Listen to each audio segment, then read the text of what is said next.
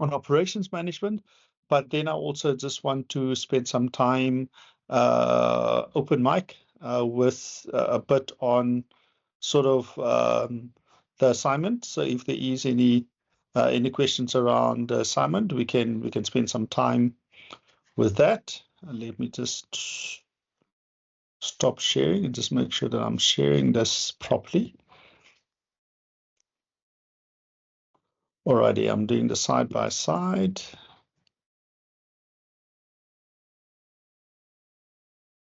All right. I see we've had, there's a few more people that have joined us.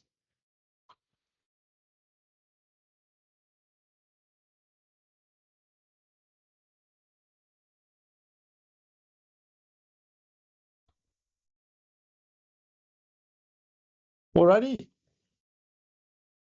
So this evening's session is on operations management. So last week we touched briefly on sort of finance and understanding what is finance, understanding marketing, and then we also did sort of public relations. It's almost like a subsection of marketing, if that makes sense. And for those that have that's still going to do marketing as a separate module, it's sort of like a subsection of marketing. So public relations so generally falls under marketing. Also, although in big corporate companies, public relations would fall under what we call corporate communications. That's also sort of corporate communications and communication strategy. For big organizations, that's a thing. They've got a separate department for what we call corporate communication. Some would call it investor relations or stakeholder engagement or stakeholder relations. And then public relations would fall within that. But as a small medium organization, public relations would generally fall under marketing. So we did a bit of that. So moving on with the Creative Corner Café and Alex's coffee shop that they started last week, we're going to look at operations management within sort of continuing with the story. So we'll look at defining operations management. We'll look at linking it to creativity and innovation, understanding the transformation function, the transformation process. We'll link it back to value chain again, and then because ultimately Porter's value chain sort of defines the major functions, both primary as well as the secondary sort of functions of the organization. Balancing productivity and performance, and we pause there and sort of go into we don't need to do a deep philosophical discussion. We did that last week. And then the role of operation strategy. And again, whenever you hear the word strategy is just long-term plan. So back to Porter as a form of sort of putting it all together again. So Porter's value chain, when we talk about operations management, so operations is that transformation process that takes place where you have inputs coming in inbound logistics, it then gets transformed, and then you have outbound logistics or supply chain, which sort of, so there's this thing that happens here in the middle, which is called operations, that transformed process. It's often called the engine room of the business. It delivers the product or service to the customer, and the success of marketing depends on strong operations. Why does it depend on strong operations? If your product doesn't deliver the promises that marketing makes, the features and benefits that marketing makes to the customer, and the customer is disappointed in the quality of the product, what it delivers, the promises that, or the promised deliverables, or the promised benefits and features that they will receive from the product, because marketing and sales promises this to the customer in their communication. If it doesn't deliver, then they're disappointed, and customers that are disappointed don't come back to buy your product again. So operations management has a significant role to play in terms of delivering on the features and benefits through a quality product. They're also very good. I mean, the fewer we used, we talked about Toyota last week. So Toyota had a phenomenal sort of reputation driven by the operation. So let me just pause here and talk a little bit about Toyota. So in the 1970s and the 1980s, specifically in the 1970s, so think of Chinese cars like 15 years ago, just 15 years ago, 15 years ago, you wouldn't literally, you thought you don't want to be called dead in a Chinese GWM or any of these brand names that nobody knew about. They were dinky cars. They didn't have, they looked ugly. They were cheap. They were nasty. They were seen as this sort of, nobody wanted to buy them. Go back 30 years ago.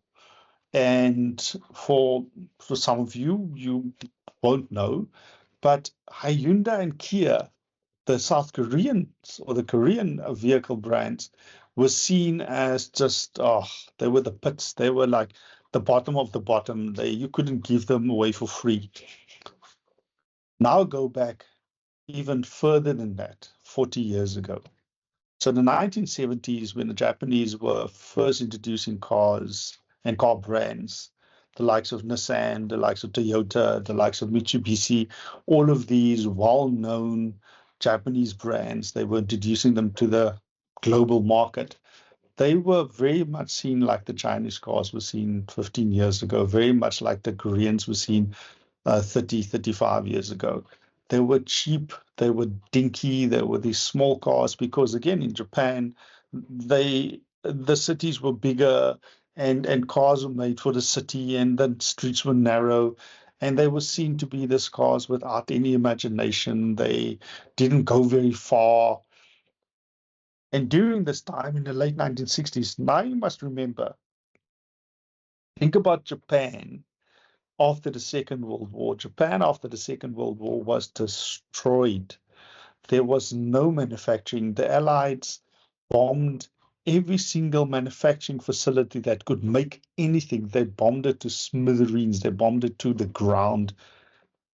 So now think about the space between the 1950s and the 1970s. You're talking about 20 years, just 20 years, just 20 years. In the space of 20 years, Japan had to rebuild. And they introduced these manufacturing principles. So when we often think of operations management, we often think about factories. We often think about operations management in the case of you bringing in car parts, and you think of a factory when you think of the word operations management. So put that aside. So operations, and they brought in this manufacturing philosophy into their car manufacturing process, which is called the Toyota or TQM, which is TQM Total Quality Management. And Toyota literally wrote the book. They literally wrote a book on the Toyota manufacturing process. And they started this process of introducing a whole lot of quality processes, everything from Kaizen, which is continuous improvement, to the Six Sigma, to all of these quality improvement processes, Kanban boards, so because they had nothing to lose. And if you have nothing to lose, the only thing that you can have is you have innovation, you find different ways of doing things. The Americans and the Europeans have been making cars up until that point for 100 years. Literally since Daimler Chrysler, since Henry Ford, the Germans and Americans were making cars, and the Italians were making cars since, the turn of the century.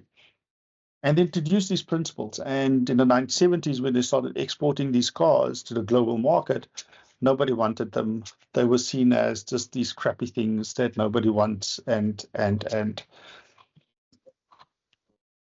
so they didn't have brands that anybody knew. Daimler Chrysler and BMW and Ford and all of these legacy brands, Volvos and Renault, the French, the Renault and Peugeot, all of that, they had legacy brand names that was known all over the world. And suddenly you were bringing in Toyotas and Mitsubishis and Nissans and all of these strange brand names that nobody knew about. They were seen as they were not seen as very well. But they were made to last. They were made at a high engineering specification, which means that you couldn't break them. Doesn't matter how much you abuse them. Toyota, you couldn't break them. And that was the idea that through a quality product, not just a brand, not a brand at all, because these brands were not known. Toyota, Nissan, Mitsubishi, none of these names were known by Honda. None of these names were known by the Americans, the Europeans, by anyone in the world other than just in Japan. By introducing a product that is of such high quality that it outlasts and delivers quality through its performance and its durability, it can overcome the lack of brand recognition. And that's how it started, through this highly rigid, innovative manufacturing processes. The Japanese auto brands came through in the late 1970s and right through the 1980s. They literally took over the world.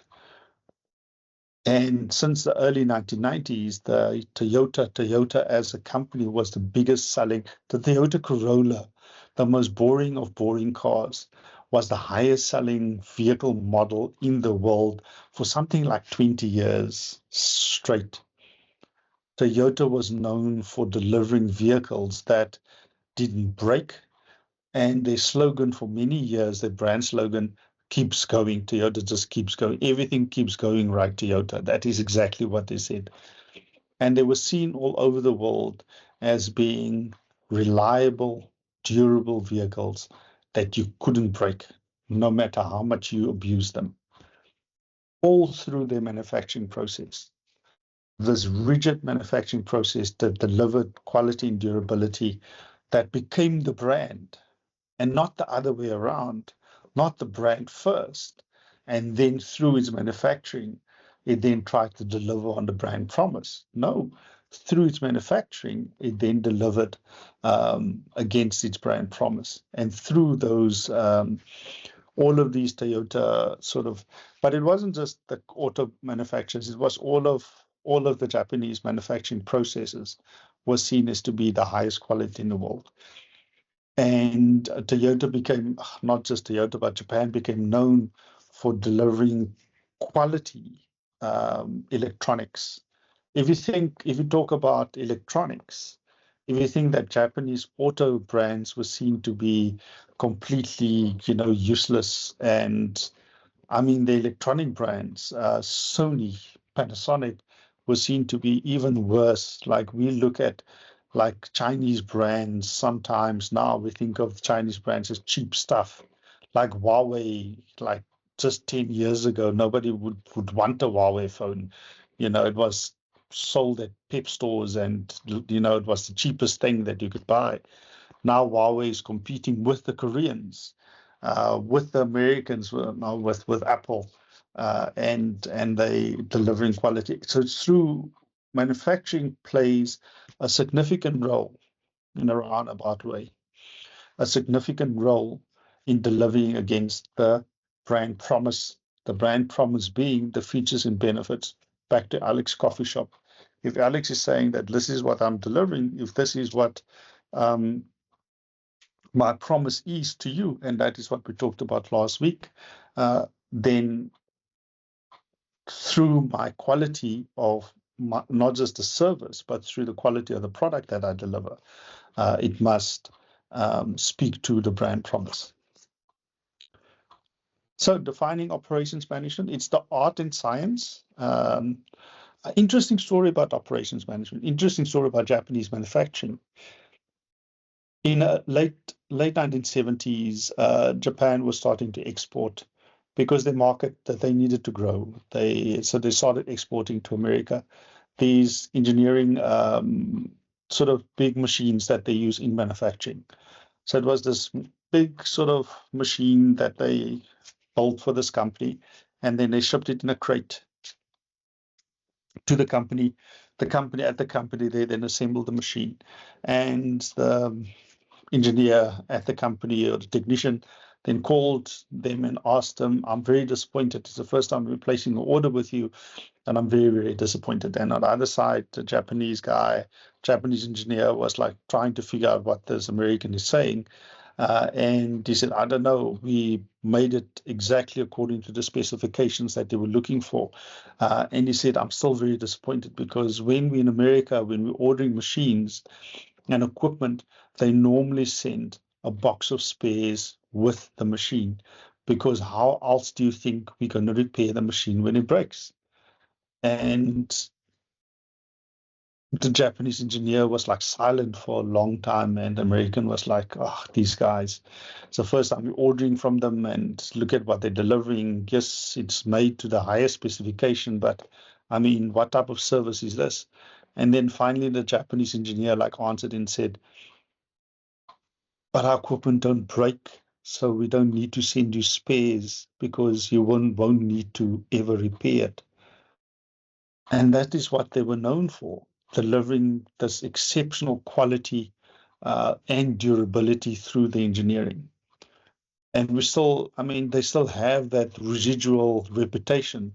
Japanese manufacturing is still seen to be Japanese manufacturing and German engineering. Those two are still seen to be the best quality in the world. Whether that reputation is still well earned through the products that they deliver, or whether it is just a reputation that hasn't built up through the last 40 years and they still sort of earning sort of from it. That depends on how you see and is willing to judge their products. So operations management, the art of getting things done. It's the process of focus on efficiency and effectiveness. Now, we touched on efficiency and effectiveness right back in our first session where I talked about this push and pull between efficiency, which is doing things quickly, and effectiveness, which is delivering quality. And that's a push and pull. That's sort of like you can do things fast, but they will start waning in quality. You can deliver quality, but it won't be quickly. So it's about finding that balance. It's about managing the resources and people in order to find that balance. In the case of Alex's coffee shop, it's about making coffee and serving that coffee. And it goes right back to scientific management. So we touch on Henry Taylor, not Henry Taylor, it's Henry Mintzberg, Frederick Taylor. We touched on Frederick Taylor sort of 2 weeks ago when I talked about scientific management. He's one of the forefathers or grandfathers, actually, Max Weber, Frederick Taylor, Henry Ford. They sort of seen as the grandfathers of of management theory. And part of that management theory is Frederick Taylor with scientific management. So it sort of started after the Industrial Revolution, and this idea of moving from artisans to a more formalized production process, in which it was all about efficiency, about looking at people as machines and cogs in a wheel, and making sure that everything works well together in order to ensure that you have the highest productivity and the highest output. Subsequently, we've sort of moved on from scientific management, but it's still there in the foundations. In the foundations of every company, it's about how do we do things fast, efficiency, increase productivity, how do we deliver the best products in the best possible way, innovation, how do we deliver quality customer service, which is about retention, because customer service equals retention. Retention simply means being able to hold on to your customer and realize what we call lifetime customer value, which means over time, the amount of customer value that you can gather from that customer over time through, imagine an Apple iPhone user, lifetime customer value. Apple iPhone users are notoriously loyal, and they will keep on buying the latest and newest iPhone each year or every second year as their contract's finished. Think about that as lifetime customer value. So that's about customer service, and it's about customer retention. And then ultimately, it's about delivering to your customer the expectations. Cases beyond the expectations, but about delivering the expectations. So that's efficiency and effectiveness. It's and scientific management, Frederick Taylor. It's in the foundations. It's built into the foundation of management theory, and it will come up again and again. just like Porter's value chain, just like Porter's 5 forces, when we're looking at environmental analysis, just like Mintzberg's pyramid of motivation, Mintzberg pyramid of needs, understanding Mintzberg's hierarchy of needs when we look at employee motivation. Some of these theories are persistent because they they form the foundation upon which management theory and management science is built. The transformation process is at the heart of operations management. Its inputs being transformed to some sort of process into an output. In the case of Alex, you bring coffee beans, milk, water, skilled barista, skills including people, and an espresso machine. You transform it into brewing, grinding, steaming, and pouring your coffee. And then the output is a delicious latte and a happy customer, ultimately. And when we look at this, this is at the heart of it. Now, whether you're making a widget, whether you're making something, or delivering a service. So when we're delivering a service, you walk into a bank, you're the input as a customer, but then the transformation process takes place when you're standing at the window and you're making a deposit. So the service takes place as you're giving the money, and the lady or the gentleman takes the money. They then create a transaction, and through delivering, through their skill and through the equipment that's there, that process is happening at the same time. So for services, the inputs are slightly different and the outputs happen, the inputs and transformation and outputs all happen at the same time. By the time we leave the counter, the output is, you would think, a happy customer. One hopes. I don't know how many people like it to the bank, and there's also a transaction which you can then see. So for services and products, it's the same principle, it's the same concept. This whole transformation thing. Operations can be creative. Operations isn't just about repeating the same task over and over and then getting better at it, efficiency, delivering it to the same standard, quality. It's also where creativity and innovation happen to improve the product and the process. So operations management or innovation within operations management is not just about creating a better product, but it's also about looking at the process. So there's product development, the process of developing the product in order for the product to be better and better and better, product innovation. But then there's also what we call process innovation. Now, process innovation is closer to the engineering sort of body of knowledge. So process engineering is looking at the process of creating that product, the process of producing that service. And process innovation is how do we find innovative processes and innovative ways of producing the product to the same standard consistently, but faster, efficiently, increase productivity with less waste, and waste can be defined as less time waste, less waste on the inputs and so forth. Fascinating story about how Apple designs their product. And a few years back, when they were designing the Macintosh, sort of their desktop computer, and it was built out of aluminium, especially sort of the frame of the one desktop computer was built out of aluminium. And what they did is they designed it in such a way that the piece that they would cut out where the screen would go would be the exact size that they would need for the lid of their laptop. So that piece that comes out isn't thrown away as waste. It is literally used for the next product, the dimensions. And that is clever or innovative process design, in which you design a process that is effective, efficient, produces quality products, but in such a way that you reduce waste of time waste, sort of product waste, input waste, fewer parts. Fewer parts are also means that the product can be repaired easily, or that it increases in durability and function. Fewer parts can go wrong, quicker to assemble, faster assembly times and efficiency. So that is what we call process innovation, but then you also get product innovation. So operations management can be creative. So in the case of sort of creative coffee shop, it's about designing.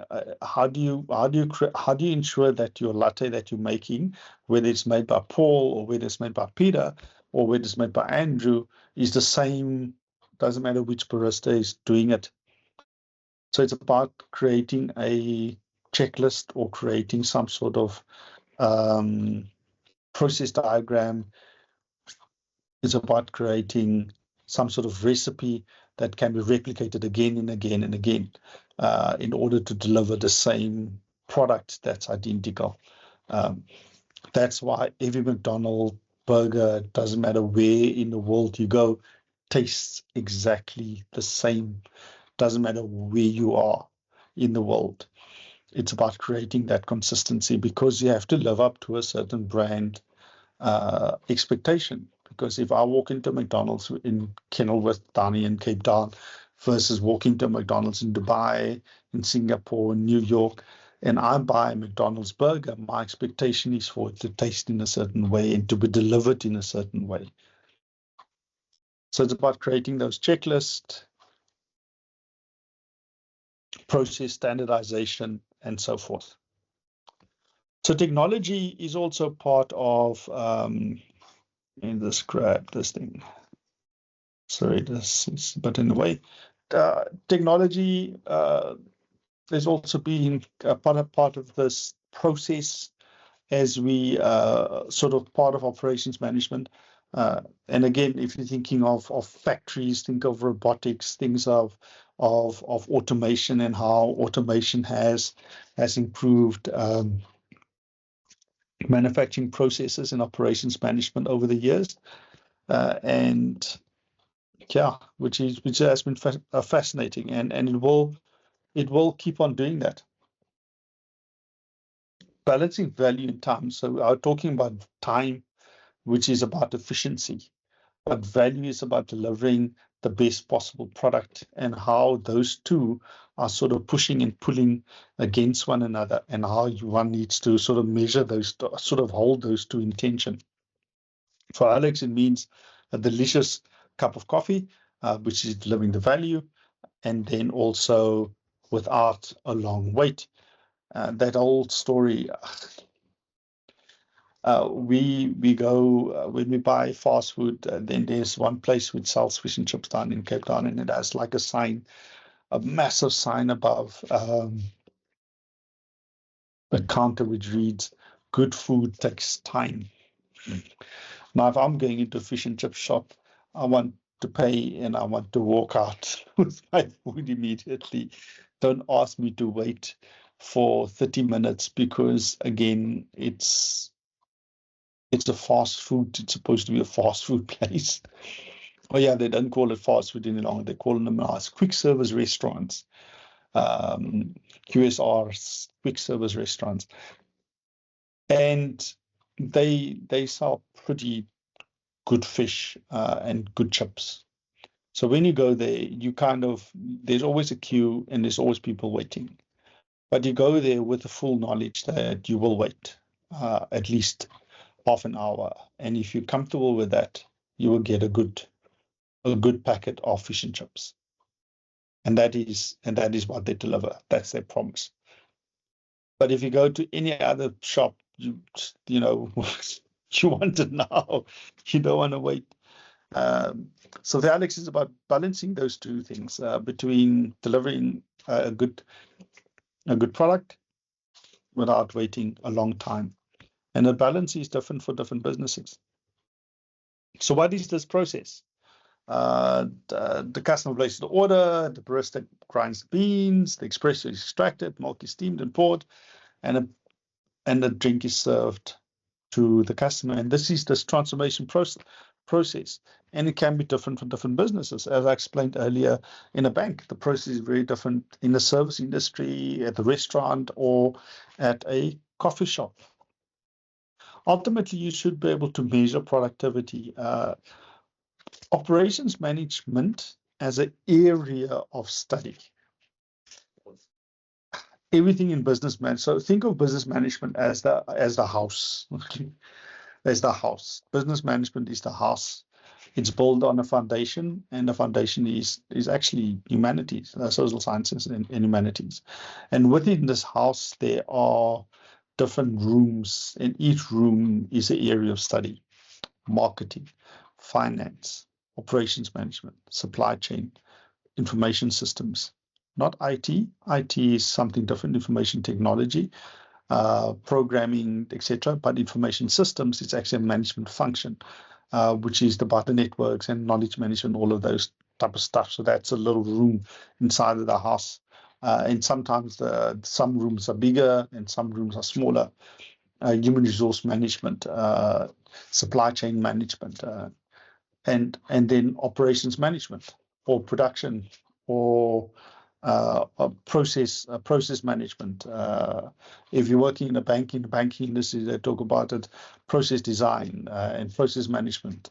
And all of these rooms are different areas of study. They're different, and some are even human resource management, for instance, is even a subdivided into different parts of the room, or subdivisions of the room. But that's the house. That's the management house, the management science house, which has all of these different rooms in it. Operations management is one of them.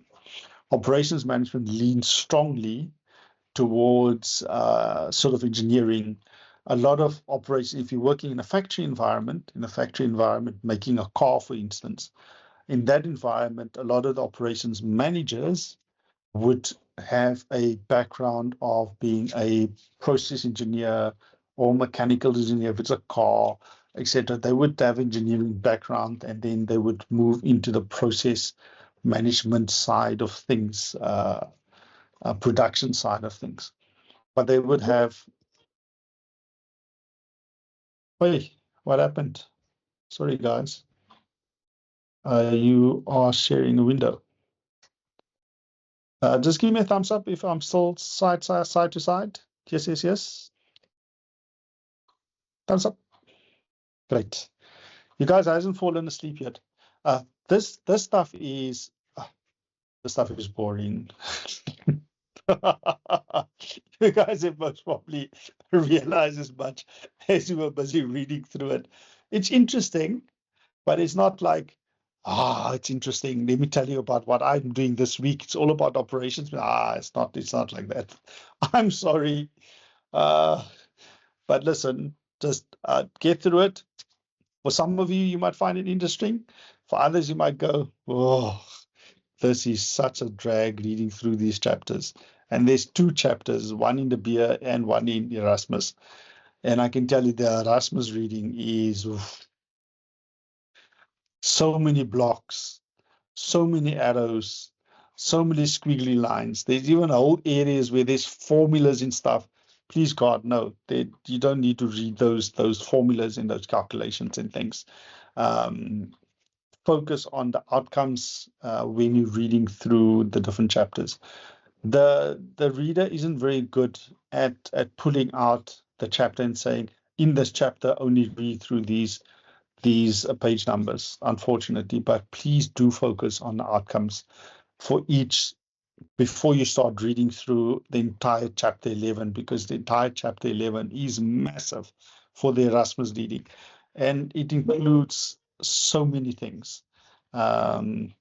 So just be mindful of the readings when you're sitting down with the readings and you say, okay, I'm going to devote this evening half an hour or 2 hours on going through my readings for the week. Take your outcomes, go through the readings and say, okay, these outcomes, they only relate to pages this to this and this to this. So just be sure. So back to my example before I was saying that all of this is boring. That if you're working in a big manufacturing environment, they would come from engineering. If you work in a service environment, in process design environment, in a process environment, you'll find that they have a business analytics sort of background.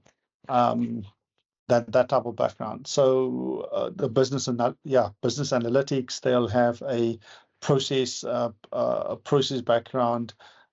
Some of them would have an economics background. Some of them would have a statistics background. So yeah, they won't. In operations management, it's about measuring stuff. Everything has to have numbers. They use KPIs, key performance indicators, to measure performance, and they love doing that. And that again, that foundation which I talked about, the grandfathers of unfortunately we don't have any grandmothers of management science, but the foundation of it is within its foundation. You'll find scientific management, you'll find Max Weber, you'll find Henry Ford's mass production. You find it sort of percolating through all of the different parts of this house, all of the different areas of it, whether it's human resource management, whether it's marketing, whether it is operations management, whether it's supply chain. This need to measure stuff in order to make sense of it. Measure productivity, measure performance, quality, speed, dependability, flexibility, and cost. It's called the five stars, or it's a star of five bits, and those 5 things are sort of at the heart of operations management. Understanding quality, speed, which is about efficiency, dependability, which is about quality. If you're making 100 widgets, you have to ensure that those 100 widgets are exactly the same. Not just exactly the same, they have to be identical. Every Toyota Corolla is made in the same way. Every McDonald's burger is made in the same process, made in the same way, so it still tastes the same, whether there's meat in there or not. In most cases, there's no meat in there. So that's what we call dependability. And then flexibility is the can of barista. If there is 5 orders, can the barista make both a latte and a mocha and a cappuccino and a flat white and an Americano? Can he do all of those things sort of all within half an hour, or is the machine only set up to do one thing at a time? And then cost. So those 5 things are sort of, we call them the spokes of the wheel of operations management. See what I did there, spokes of the wheel. Because operations management is the engine and it keeps in it dry. Anyway, it was funny in my head before I said it. So those are the spokes of the wheel of operations management. And those 5 things, they tend to pull at one another. They sort of have to be held in tension, because sometimes if you want to go fast, you drop in quality. Sometimes if you want to have dependability, you might not go fast enough. If you want flexibility, you might not have the quality. And if you want flexibility, you might have to go increase in cost, because you might have to keep more sort of raw materials, more coffee, different types of milk at hand, and those things increases the cost, because ultimately when you're holding too much inventory and too much stock, it's working capital that's tied up into monies that you could have used for other things. Productivity versus performance. A fast food restaurant prioritizes productivity, speed, and low cost. Quick service restaurant. A fine dining restaurant priorities performance, quality, and experience. Alex's Cafe is about balancing, to find the right balance for both. The Cozy Creative Corner is this idea, the brand promise is come, sit down, relax. We make great coffee, but it's not just about the coffee, it's about creating a vibe, creating an area where you can come and sit and relax and come and enjoy the atmosphere for hours and hours and hours. But I'm not going to let you wait, 2 hours for your coffee, because we are first making the butter by hand, and we've got a cow at the back where we go and get the milk from, and we grow our own coffee beans, in the yard at the back, and we first have to roast the coffee beans so you can get it fresh. Because if that's the case, then your cup of coffee will take 2 hours, and it will most probably cost about 100 times more than what the normal cup of coffee is somewhere else. The operation strategy. Strategy, whenever you hear the word strategy, just think of plan. Strategy is plan. Strategy is a plan. They're just long in scope or long-term plan. Operation strategy is about the how-to for the engineer. We translate the business's vision. This is where we want to be. Toyota, think about Toyota again, and that long-ass story, which I told you about right at the beginning about sort of Japanese manufacturing processes and how it was driven by quality and durability first before the brand. If the brand vision is to be durable, reliable, don't break, doesn't matter where you're driving it, whether it's through a desert or whether it's through a sandstorm or whether it's through ice, like a Toyota Land Cruiser, because Toyota Land Cruiser is the apex vehicle within the Toyota brand. So think of an apex vehicle. An apex vehicle is, or apex sort of model within the entire model portfolio. It is the best of the best of the best of the best. So Toyota, if you think of Toyota, you think of the Toyota Land Cruiser, because that's the image that you have of Toyota. You don't think of a Corolla, you think of Toyota Land Cruiser. And because that's what the brand sort of projects. It's this reliable Toyota Land Cruiser. And then below that, you'll find all of the other models. And the closer to the top that model is, the more they can charge for it. But that is what we call a trickle-down effect. So trickle-down effect is where you've got this apex model. Everything that has a badge on it still carries the same brand essence in it. So when you're buying a Toyota Corolla, it still has the same brand promise that the Toyota Land Cruiser has: reliability, durability, good service. The service is part of their secret sauce. Not so much anymore, but before, that was the area where they really made significant inroads in the US markets in the early 1980s, was through its great service. You're not just buying the vehicle, and then they introduced something that was completely innovative during the 1980s, the early 1980s. They introduced this idea of a warranty and also of a motor plan. But a warranty was something that was unheard of. You buy a car, and if it breaks, you bring it back and we fix it for you and you pay for it. That was just acceptable. But the warranty says that if it breaks, we'll fix it for free for you. Imagine that promise.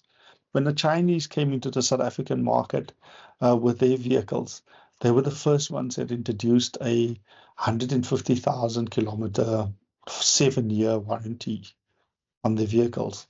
So they were saying that our vehicles are so reliable, is so durable, that in 7 years' time, we'll still fix it to you for free if anything happens, if anything breaks about it. Now, that's a strong promise. So that is what they had to do.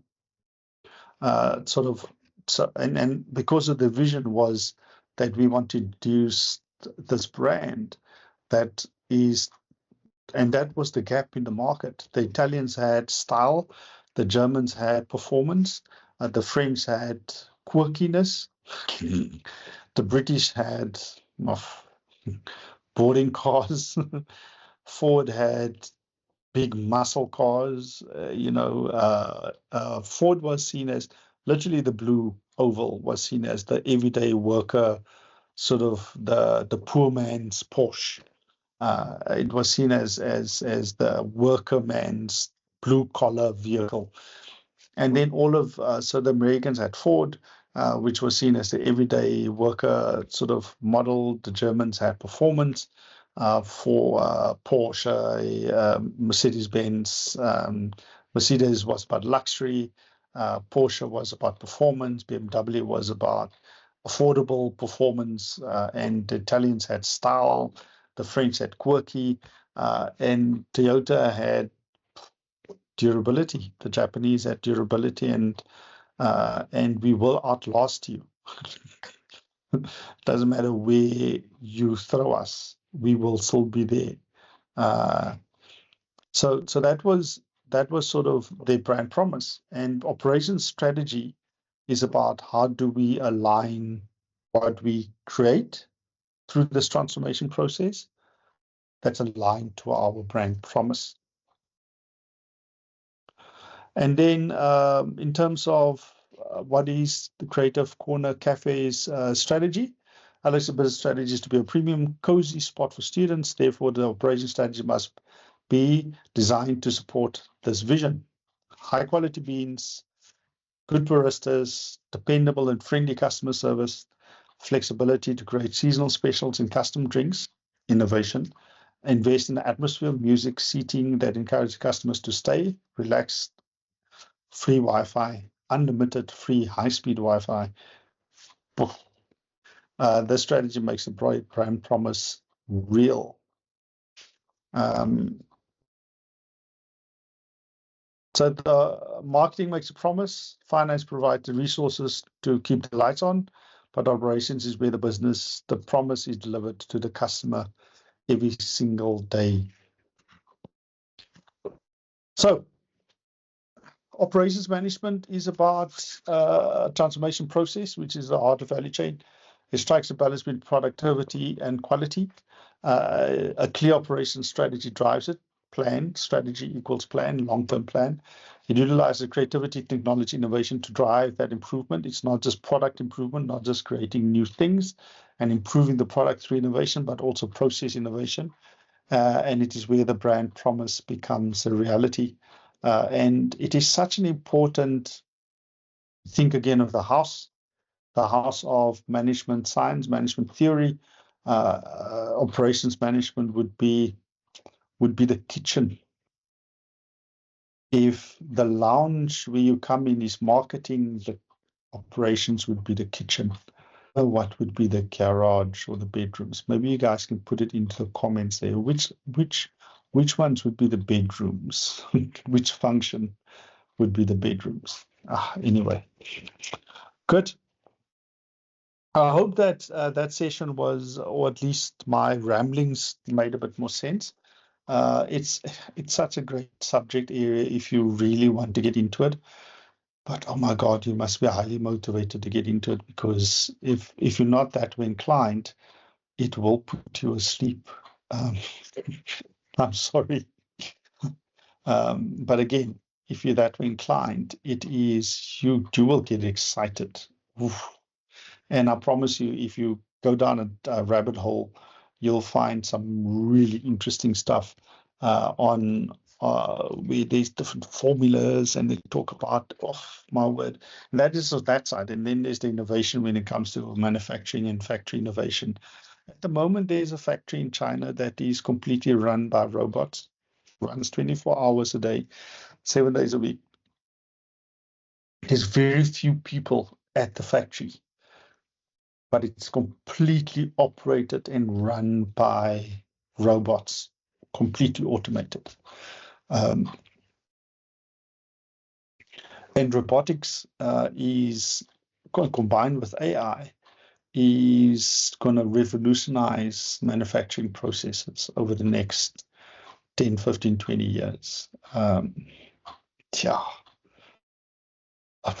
we're going to have armies of robots. It's going to be interesting. Alrighty. Well, that's an interesting question. We'll do the reporting. In the case of these robots, they'll have there's a programmer. It's all programmed to do these 5 things, and then when they're done, they send a message to the programmer or the technician, say we're done, and then off they go. At the moment there is a mine, because I'm doing some work in the mining industry. There's a mine in Australia. You can do yourself a favor, go onto YouTube. There's a mine in Australia run by Rio Tinto. It's a copper mine. And they've got about 150 to 200 trucks, these massive trucks. Now, trucks are massive. They're 3 stories high, and they have the capacity to hold about 380 tons. Now, remember, a Hilux can hold about 2 tons, 1.5 tons on its back. That's a normal Hilux bakkie. These can hold 380 tons of rock or ore. And they're completely autonomous. So they run completely automatically not on a set route. So they're not programmed to just drive down the road and then come back again. They're completely autonomous, which means that they can respond to the environment around them. They go where they are needed. And they also got 5 trains that don't have train drivers and stuff on it. And on the mine site, these things, they use dozers, bulldozers, but then also, all kinds of other mining machinery that are all autonomous. They all operate without anyone in them. Some of them are remotely operated, which means there's a person sitting in Sydney, far away from the mine, that is actually remotely sort of controlling the equipment. But for some of them, some of the equipment are just autonomous. It is fascinating. It's absolutely fascinating. Great stuff. Any questions? Any questions on the assignment now that you guys are working on it a bit more? Yes, go for it. All right. Hi, good evening. Yes. I just want to know regarding the referencing again, are we permitted to use government published papers? I mean, like maybe conference paper or government published papers as well, or which is from maybe Ministry of Trade and Commerce, like that. Yes, absolutely. Absolutely. Especially considering the subject matter, it's a bit difficult to find. I mean, furniture manufacturing. I mean, really, So yes, if you can find stuff on the industry, by all means, put it in, reference it. Yeah. Does that answer the question? Is that good? Yeah. Thank you very much, sir. Okay, great. Yeah. Any other questions?